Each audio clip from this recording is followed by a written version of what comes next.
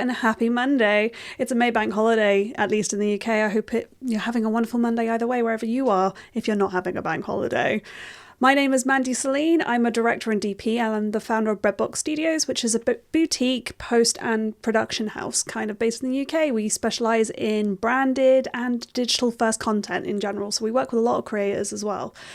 For those of you who don't know, the last few Mondays of May, I've been hosting these challenges every Monday, and it's the last Monday in May, so this is my last one. Sad face.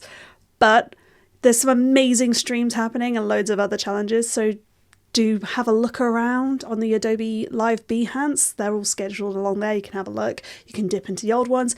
You can watch my old ones if you've missed any. So that'd be really cool. Today, we're going to be working on finishing touches. We're going to look at auto reframe, try and say that properly, Mandy, captioning, and we're just going to demystify exporting a little bit because I know loads of people can be intimidated by that are newer to editing. A little bit of housekeeping before we go. You can download assets in the links below.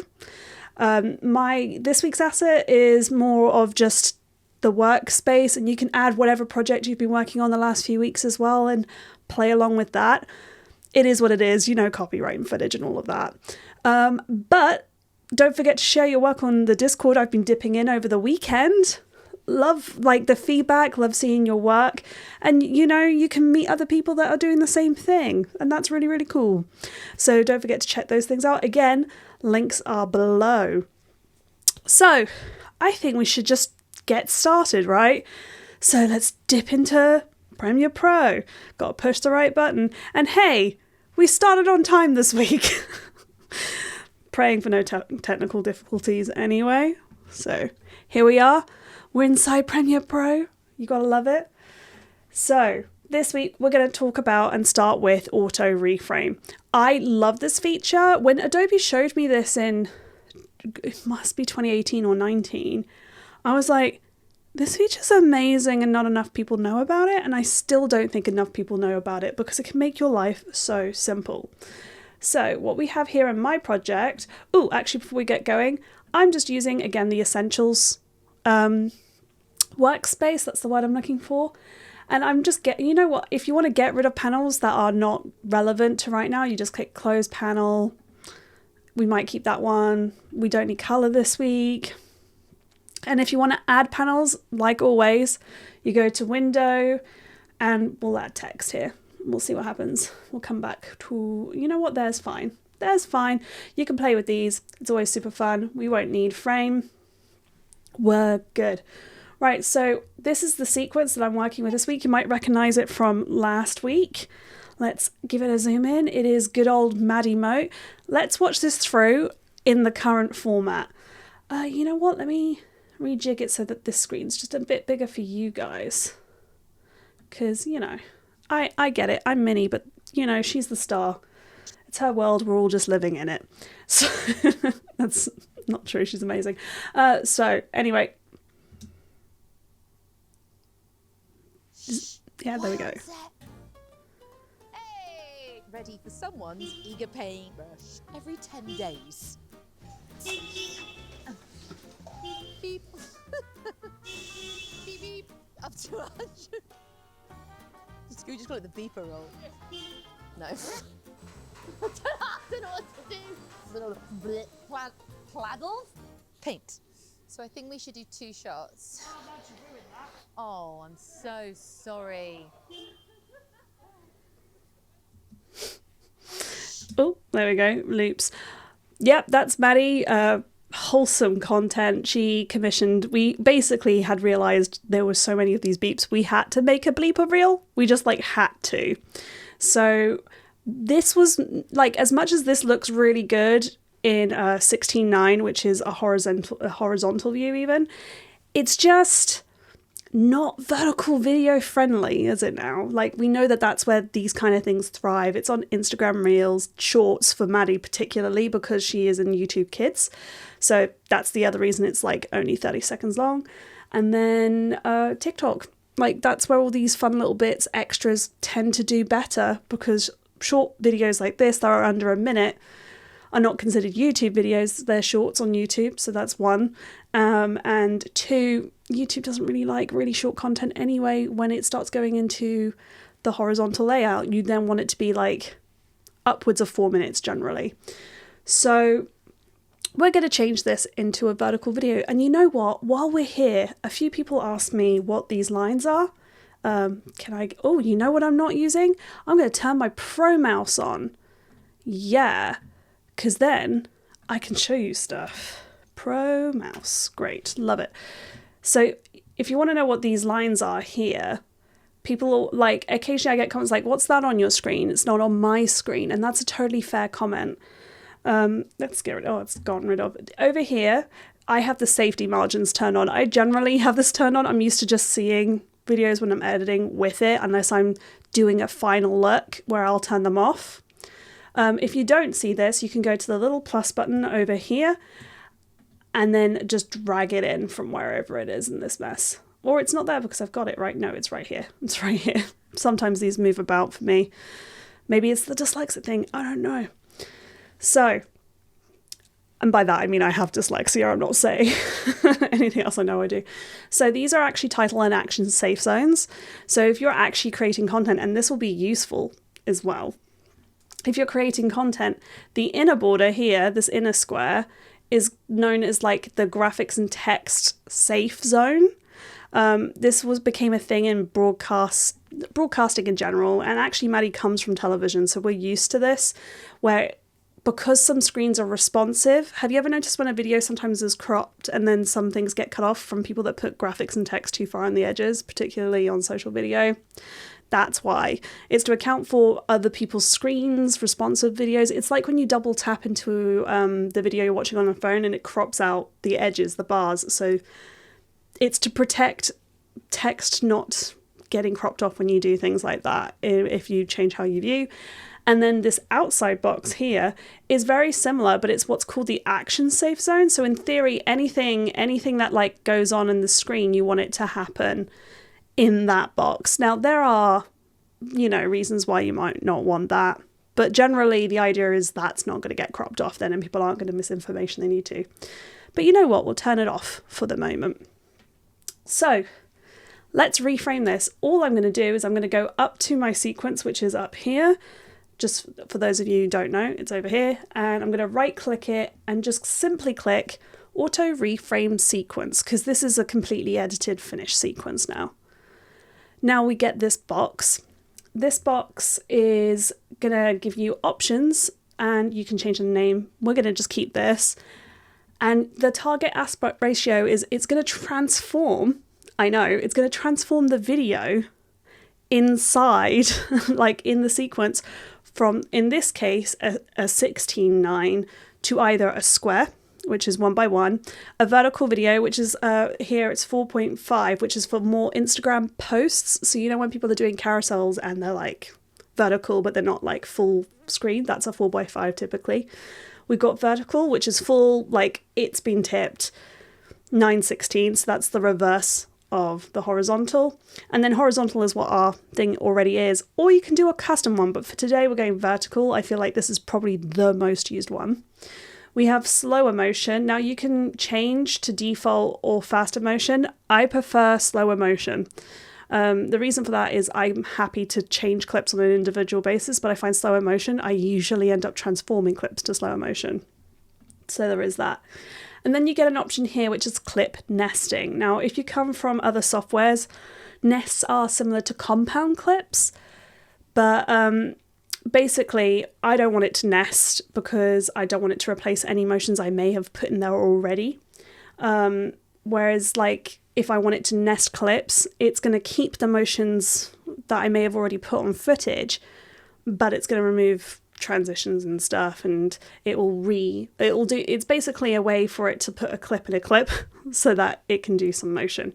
But we're not nesting clips. You won't need to nest clips like 9 times out of 10. So create, and it's already done it. You can see at the bottom down here, it's just giving it an analyze. So we're just going to let it do its thing for a second because it's nearly done.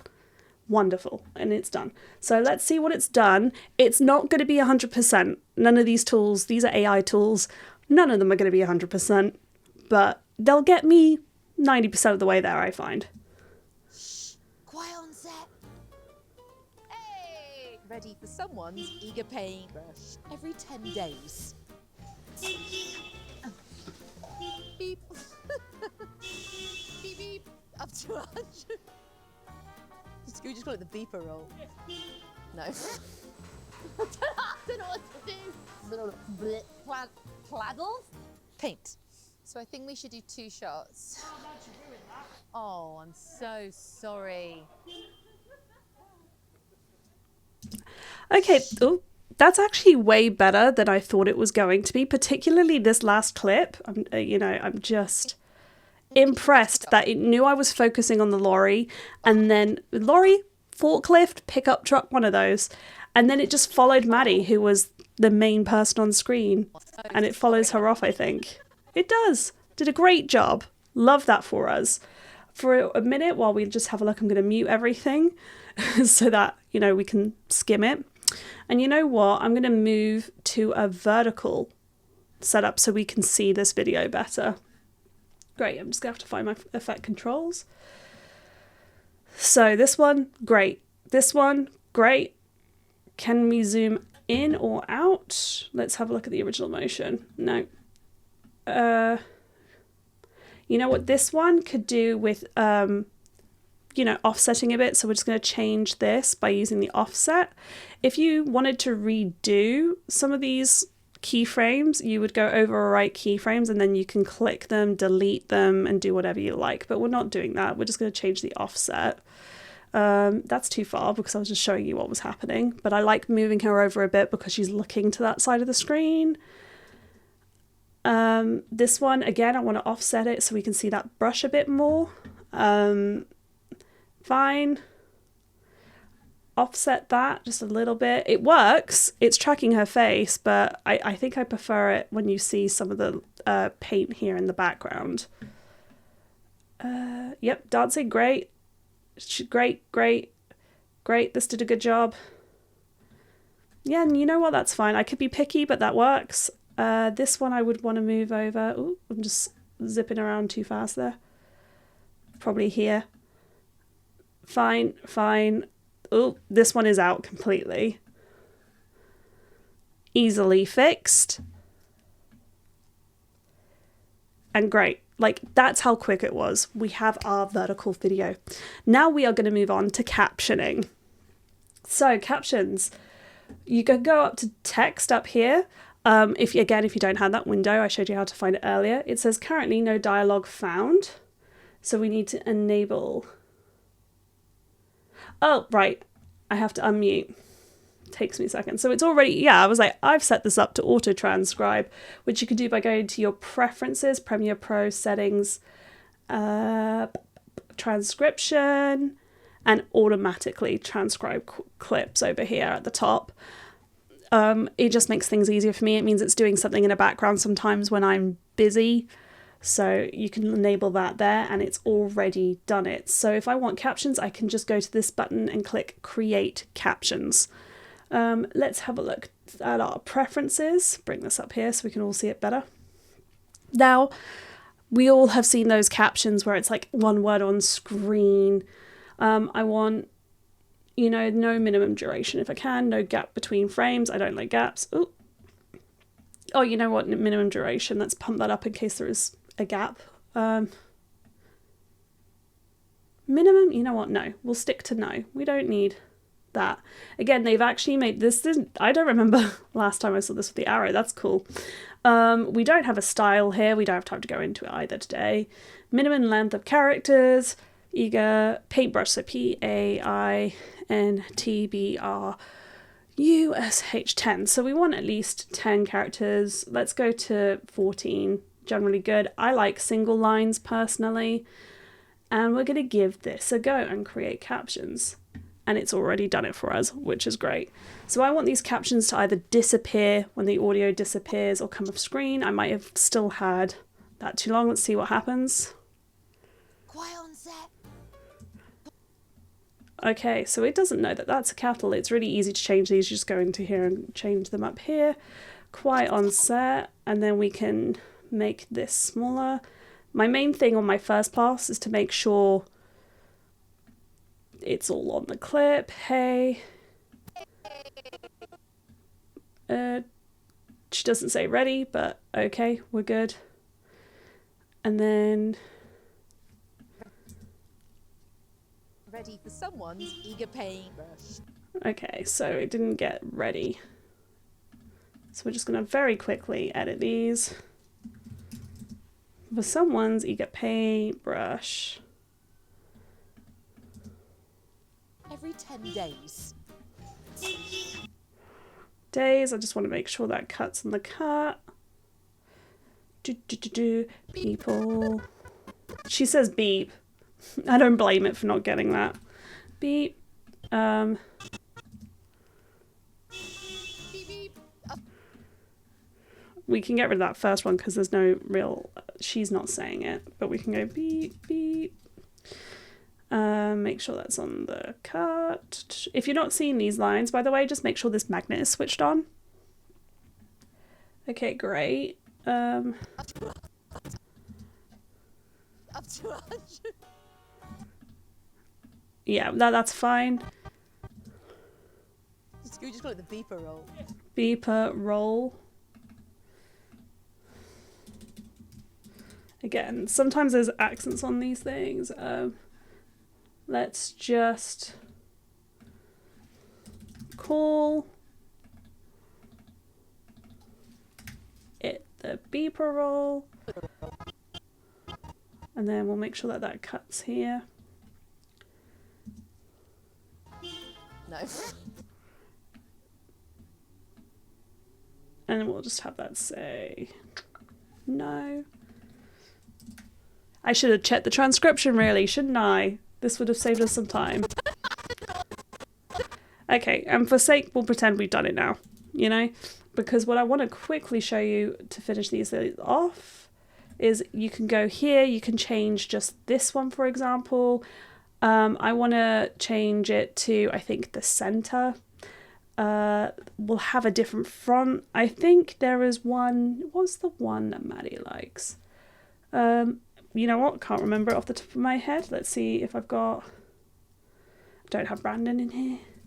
Let's go for a nice, chunky sans serif Poppins. Is it sans serif? It's a serif? It's a sans serif, I'm pretty sure. I might have got it wrong. You never know. We'll go for a nice, chunky Poppins.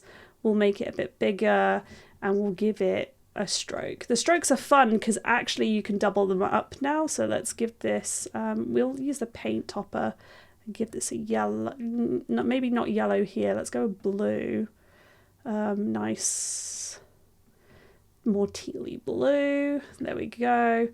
And we can add a stroke if we wanted now. That didn't always used to be the case. Fun fact. We'll go with the yellow. You know what? That doesn't look good. We tried. We can always just turn that off. So this, make it maybe a bit chunky. And if we love what we've done, because at the moment it's only on that clip, right? It's not on the rest of them. Because also when you're doing vertical video, you don't want your captions on the bottom. It's going to get covered by description boxes and all sorts.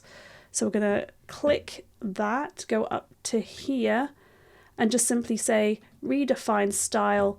You know what we should do is save the style and then push it out because we'll save time later then. So let's head back into Premiere, and to save your style, you just click the plus, create style, and be like, Maddie Test. You can save it to your project and click OK, and there it is. So once your style is there, you can then just push it out to all the captions on your track. And they should all have done that, which is great. Love that for us. So now that we've edited our video, we've now made it ready for vertical video. We're going to export it. You can either go to the export tab up here or just click Command or Control if you're on a Windows M, and it should open up this screen.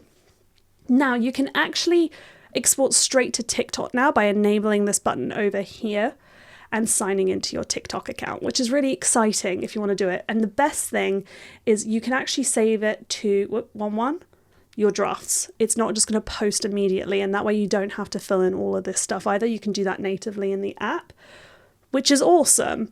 Or you can, post it straight to the app, put in, tell it you want users to comment, duet, and stitch. And you can also delete the local file. Now, I don't recommend that. Always keep a file not on a streaming platform. Have like a hard copy, as it were. But you can just do that all from YouTube. And it knows the settings for you, which is great. Or you can... Oh, and while you're doing that, by the way, when you're doing your captions, you are going to want to turn these on and say burn them into the video if you want to use your captions. Otherwise, they're not going to show up. It's going to export a copy without them. You can also do that by sending straight to YouTube as well. But I will say, if it is a short, you cannot upload a thumbnail. So there is that. My preferred way is using the media file settings. I'll always opt for a H.264 because most social media platforms do currently prefer that, but we are moving to H.265. That's a whole other thing. And then I just go adaptive high bitrate. I look at my video, I click more. I always render at maximum depth. I use maximum render quality. And then I go down to our bitrate settings. This is really important. So I really quickly want to touch on bitrate settings. I'm going to have to read them off my screen. If it was a YouTube video, that is a 4K video, you want a bitrate of between 35 and 45 megabits per second. If it's 1080 video, you want it to be between 8 and 15. I generally, for 1080, go for about 15, 16. It seems to be a pretty good mark. Also for Instagram, it prefers 1080 export, not 4K. If you export it and upload it 4K, it might look worse because it's going to recompress that worse. So export 1080. It prefers 30 frames a second, and again around the same kind of bit rate. I think you could go as low as 8, which is insane, but we're just going to go for 15. And there's two things you can do. You can send to media encoder, what it does is it sends it to the other app, which is media encoder, and it then exports it for you in the background so you can keep editing on Premiere, or you just simply click export and you're done. We did it. I can't believe I was like, I think I'm going to run out of time to talk about exporting, but I didn't. I think we have a couple of extra minutes here, so I'm going to go through what all this means because this can be really, really daunting. So you want to have a look at your file size down here. That's important for knowing how big your video is. For example, Instagram doesn't like videos over 1 gig. So that's something to be aware of. It's not really built for long form yet. I know they've been trying on and off for years, but that's not what Reels is about. Let's be real. Oh, come on. I was proud of that one. You can see here, actually, this video is in 4K. I wouldn't want that. So I'd probably put this into a 1080p timeline. That might be a better idea. Yeah, I think that would probably be a better idea than all of this.